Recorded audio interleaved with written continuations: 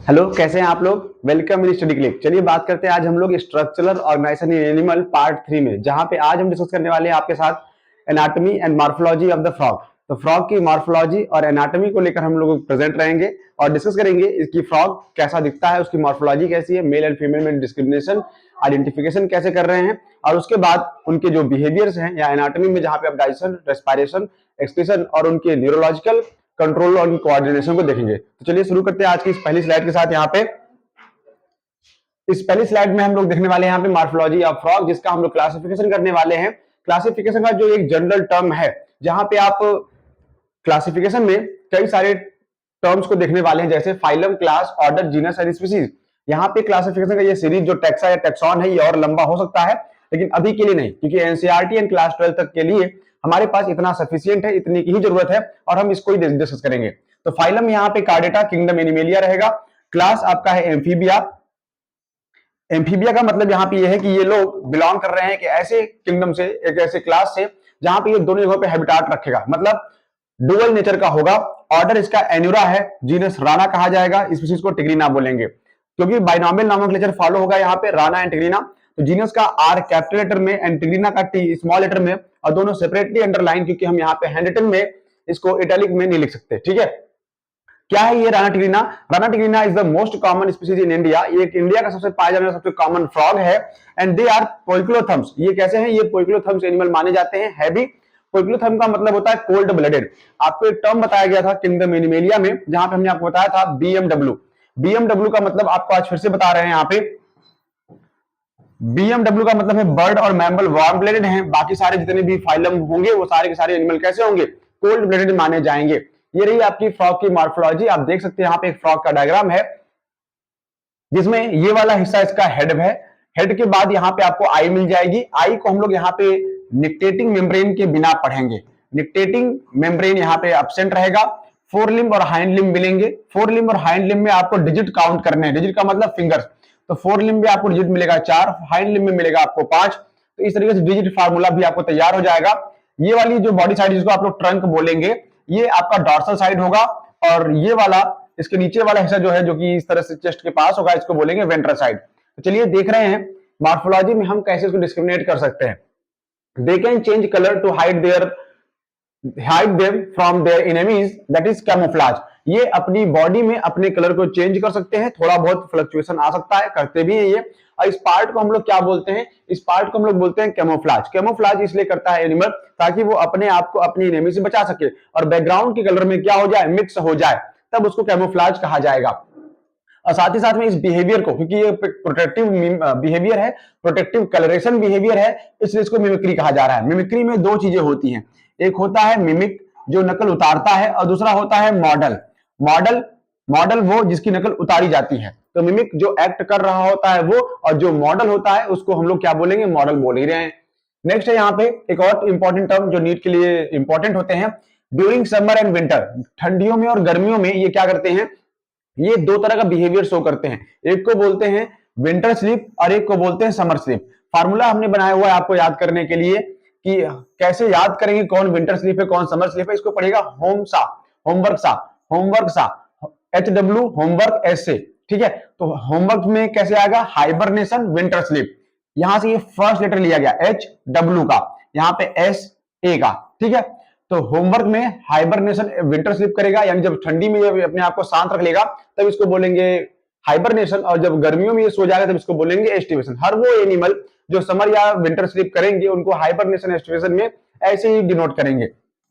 Morphology पे आ जाइए इसकी। तो कह रहे हैं कि जो मॉर्फोलॉजी होती है फ्रॉग में, frog is divisible into head, trunk and tail. हालांकि टेल जो बनती है, यहाँ पे टेल ऑप्शन दिखाया जाएगा। एडल्ट के फ्रॉग में आपको टेल नहीं मिलेगा। ये देखिए एडल्ट का फ्रॉग है, इसमें टेल नहीं मिलता। फ्रॉग की एक खास बात है, याद रखिएगा कि फ्रॉग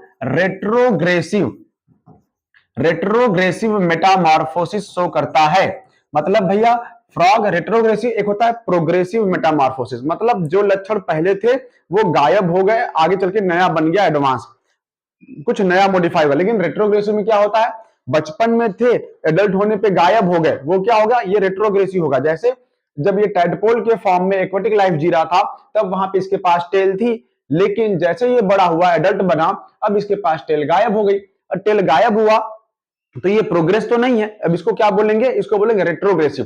तो इस तरीका का मेटामॉर्फोसिस क्या कहा जाएगा, इसको कहा जाएगा retrogressive Metamorphosis. Skin is moist, इनकी जो स्किन होती है थोड़ी नम होगी, चिपचिपी सी होगी, स्लिपरी पाई जाती है, साथ में स्मूथ होती है। क्यों? क्योंकि इसके पास एक म्यूकस पाया गया है। म्यूकस की लेयर, एक ऐसी बॉडी एपिथेलियम सेल जो क्या कर रही है, म्यूकस रिलीज कर रही है।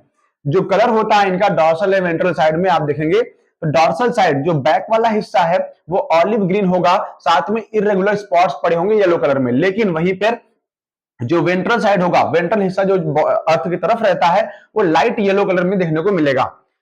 फ्रॉग की सबसे खास बात यह है, जहां तक लोग कहते हैं, बहुत सारे लोगों को मिथ है ये अभी भी, कि जो फ्रॉग है कि फ्रॉग पानी नहीं पीता।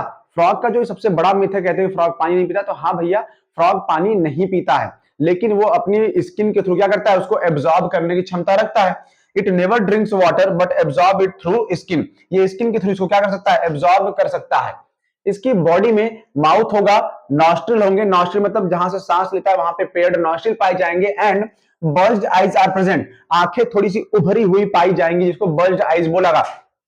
बल्ज्ड आईज के बारे में सबसे मजेदार बात यह है, जिनकी आंखें थोड़ी सी बड़ी बड़ी हो, गोला गोला दिखाई दे, उभरा हुआ बोले, उसको बोला खेबड़ी जैसी शक्ल वाले, तुम्हारी आंखें बल्ज्ड आईज के फॉर्म में है। जिनकी बल्ज्ड आई हो उनको क्या बोलेंगे, खेबड़ी जैसा शक्ल वाला, ठीक है। On either side of the eyes, आंखों के दोनों तरफ एक मेम्ब्रेन होती है जिसको टिम्पैनम बोला जाता है। टिम्पैनम को हम लोग बोलते हैं ईयर, क्योंकि इनमें एक्सटर्नल ईयर तो पाए नहीं जाते, तो टिम्पैनम ही है जो ईयर को रिप्रेजेंट कर रहा है। लिम्ब दो पेयर होंगे, four limb and hind limb के नाम पे। फोर लिम्ब में जो डिजिट पाए जाएंगे वो 4, हाइंड लिम्ब में डिजिट मिलेगा 5, तो 4 का रेशियो बन जाएगा, और यहाँ पे 5 का। तो फोर लिम्ब में और हाइंड लिम्ब में जो फार्मूला बनेगा इनका बना लीजिए। हेल्प इन, ये जो फोर लिम्ब और हाइंड लिम्ब है किसमें हेल्प करते हैं, फ्रॉग को स्विमिंग में, वॉकिंग में, लीपिंग में एंड बरोइंग में, चलने, तैरने, कूदने और गड्ढा बना के मिट्टी में दफन होने तक के लिए, छुपने तक के लिए इनकी हेल्प करता है ये। हाइंड लिम्ब की खास बात यह है कि ये ज्यादा मस्कुलर होते हैं। हाइंड लिम्ब मस्कुलर ज्यादा है than the four limb. Four limb के कंपैरिजन में इसका लेंथ क्या होता है, ज्यादा होता है। अब ये जो मस्कुलर टांग दिखाई दे रही है, बहुत सारे छोटे छोटे कॉन्टिनेंट्स में, देशों में क्या करते हैं, इसको खाते हैं लोग। टंगड़ी उठाएंगे फ्रॉग की, फ्राई कर देंगे और खाएंगे। मलेशिया वगैरह में ये खाते हुए देखे भी गए हैं। फीट हैव वेब्ड डिजिट, इनके जो फीट हैं, पंजे हैं, उसमें वेब्ड बना हुआ है, जैसे बतख में होता है ना, ऐसे ऐसे यहाँ पे वेब बनी थी, स्विमिंग में हेल्प करता है, तो बिल्कुल वैसे इनकी भी फीट में वेब्ड डिजिट पाई जाएंगी। उंगलियों के बीच में ऐसे वेब जाल बना होगा जो स्विमिंग में हेल्प करेगा, तैरने में, पौड़ने में हेल्प करता है। नेक्स्ट क्या है, frog. Frog exhibit sexual dimorphism, मतलब कह रहे हैं कि जो फ्रॉग है, जैसे आप ह्यूमन जब पढ़ रहे थे तो उसमें कहा था ह्यूमन सेक्सुअल डायमॉर्फिज्म शो करता है, मतलब on the basis of sex organ male and female are different in a different body. बिल्कुल वैसे ही यहाँ पे मेल फ्रॉग और फीमेल फ्रॉग क्या होंगे, डिफरेंट होंगी। एक कोचिंग में, एक ऑनलाइन इंस्टीट्यूट में कुछ लोग पढ़ा रहे थे सेक्सुअल डायमॉर्फिज्म फ्रॉग के बारे में, और उन्होंने एक टर्म यहाँ पे यूज किया था जो कि निहायत ही गलत है। गलत कैसे है, उन्होंने बोला कि जो मेल फ्रॉग होता है उसके पास कोई सोवर ऑर्गन नहीं, जो कि फीमेल फ्रॉग क्या करती है, टर टर की आवाज निकालती है, तो उसकी तरफ मेल फ्रॉग जो है अट्रैक्ट होकर आता है। बिल्कुल रिवर्स कॉन्सेप्ट है ये।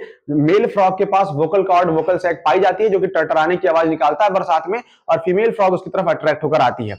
नेचर ने जितने भी सोवर ऑर्गन दिए हैं, चाहे वो एंटलर्स रहे हो, चाहे वो लायन के बॉडी के चारों तरफ फेस की तरफ देखते हैं ना, फेशियल हेयर जो होते हैं बड़े बड़े, वो भी, या पिकॉक के टेल देख लीजिए, वो सब मेल में पाए गए हैं। जो लोग कहते हैं ना कोयल गाना गा रही है, पहली बात तो कोयल गाना गा नहीं रही है, कोयल गाना गा रहा है, वो मेल कुकू होता है, मेल कोयल होता है। फीमेल कोयल गाती नहीं है, मेल कोयल गाता है तो फीमेल अट्रैक्ट होकर जाती है। यानी अगर आपके पास सरकारी नौकरी नहीं है तो आपकी तरफ फीमेल अट्रैक्ट नहीं होगी। बिल्कुल वही कॉन्सेप्ट यहाँ पे है कि अगर आपके पास कोई सोवर ऑर्गन नहीं है तो अट्रैक्शन जो है कम कर दिया जाएगा। अब इसी पॉइंट को एक्सप्लेन करेंगे यहाँ पे कि frog exhibit sexual dimorphism, female frog and male frog. लेकिन मेल फ्रॉग अलग क्यों है, क्योंकि मेल फ्रॉग के पास साउंड प्रोड्यूसिंग वोकल सैक होता है जो टर टर चिल्लाता है, and copulatory pad on first digit of the फोरलिम्ब।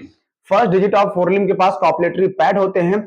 Female की बॉडी के ऊपर चढ़कर ये क्या करता है, पकड़ लेता है, पकड़ मजबूत बनाता है, which are absent in female frog. और ये दोनों ही चीजें, कॉपुलेटरी पैड और वोकल सैक, फीमेल फ्रॉग में नहीं पाए जाते। नेक्स्ट पॉइंट है एनाटॉमी। मॉर्फोलॉजी के बाद आप आ रहे हैं एनाटॉमी में, जहां पे हम आज एक सिस्टम को कंप्लीट करेंगे जिसका नाम है डाइजेस्टिव सिस्टम। तो एनाटॉमी का मतलब क्या होता है, internal structure of the body. किसी भी बॉडी, किसी भी एनिमल की बॉडी, उसको क्या बोलेंगे, एनाटॉमी बोलेंगे। हम फ्रॉग पढ़ रहे थे, यहाँ पे फ्रॉग की एनाटॉमी के बारे में बात हो रही है।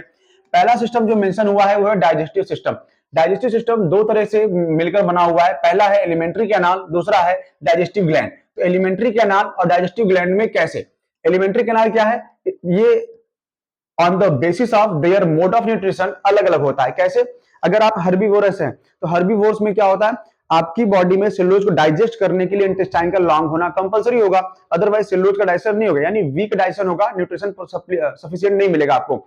अगर वहीं पे कार्निवोरस है तो क्या करते हैं, आप खाना पका के खाते हैं या मांस वगैरह खाते हैं, तो उनके डाइजेशन के लिए लॉन्ग इंटेस्टाइन का होना जरूरी नहीं है। तो आप रॉ भी कंज्यूम कर रहे हैं अगर फ्लेश को, तो उसमें सेलुलोज नहीं है, उसके लिए इंटेस्टाइन छोटा होगा। अब ये क्या है, फ्रॉग क्या है, क्योंकि फ्रॉग कार्निवोरस है या आप ओमनीवोरस भी बोल लीजिए इसको, जनरली ये कार्निवोरस है, तो इसका जो इंटेस्टाइन होगा फ्रॉग का वो क्या होगा, छोटा होगा, length of intestine is reduce, तो छोटा हो जाता है in comparison to the herbivorous animal. और इनकी जो एलिमेंट्री कैनाल होती है स्टार्ट होती है माउथ से, फॉलो करेगी बक्कल कैविटी को, pharynx, oesophagus, stomach, intestine, rectum and cloaca. यहाँ पे सबसे इंपॉर्टेंट टर्म है क्लोएका। क्लोएका आपको बताया गया था किंगडम एनिमेलिया में कि एक कॉमन ओपनिंग है। ये जो क्लोएका दिख रही है रेक्टम नहीं है, आप इसको रेक्टम नहीं बोलेंगे, ये कॉमन ओपनिंग है। अगर ये एगलेइंग भी करते थे, जैसे आपको बताया था बर्ड वाले केस में जब वो एगलेइंग करते हैं तब भी क्लोएका के थ्रू आता है, स्पर्म रिलीज हो रहा है तब भी क्लोएका के थ्रू आ रहा था, और अगर एक्सक्रीटरी वेस्ट को रिमूव कर रहे हैं तब भी क्लोएका के थ्रू ही बाहर आएगा। तो क्लोएका एक कॉमन ओपनिंग थी एम्फीबिया, रेप्टाइल और बर्ड तक में। मैमल में आने के बाद जब मैमल ड्यूटेरोस्टोम बना तो वहां पे चीजें क्या हो गई, बदल दी गई। लीवर क्या करेगा, देखिए नॉर्मल फंक्शन जो ह्यूमन में है, लीवर सिक्रीट करता है बाइल और इसको स्टोर किया जाएगा गाल ब्लैडर में, बाद में ये डाइजेशन में हेल्प करेगा। पैंक्रियाज प्रोड्यूस करता है पैंक्रियाटिक जूस, साथ में इसके पास डाइजेस्टिव एंजाइम भी होते हैं, तो ये क्या करेगा, डाइजेशन में रोल प्ले करने वाला है। Food is captured by bilobed tongue, कहते हैं जो फ्रॉग की टंग होती है, जीभ होती है, वो बाइलोब्ड होती है, सामने से एक सीधी लाइन निकलेगी लेकिन आगे जाके क्या हो जाएगी, बाइफर्केटेड हो जाएगी। जब ये रिलीज करता है अपने टंग को तो रोल कर लेता है, पहले रोल करके रिलीज करेगा और जब प्रे को पकड़ेगा तो फिर से रोल करके घसीट के खींच लेता है अंदर, मुंह के अंदर ले लेगा, ठीक है। तो यही क्या है इसका, ये है इसका बाइलोब टंग का फंक्शन कि कैसे ये फूड को कैप्चर करता है। What about the digestion, digestion में सबसे पहला सबसे इंपॉर्टेंट है गैस्ट्रिक जूस, साथ में HCl।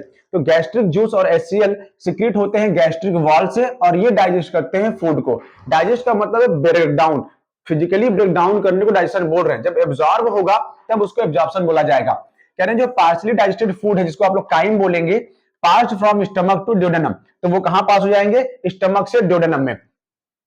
फूड पास हुआ ईसोफेगस के थ्रू, ये रहा आपका ईसोफेगस, ईसोफेगस के थ्रू पास होगा कहां पे आएगा, स्टमक में, स्टमक के बाद कहां चला जाता है वो सीधा इंटेस्टाइन में। इंटेस्टाइन का वो पार्ट जो पहला वाला पार्ट होता है इसको क्या बोलते हैं, ड्यूडेनम।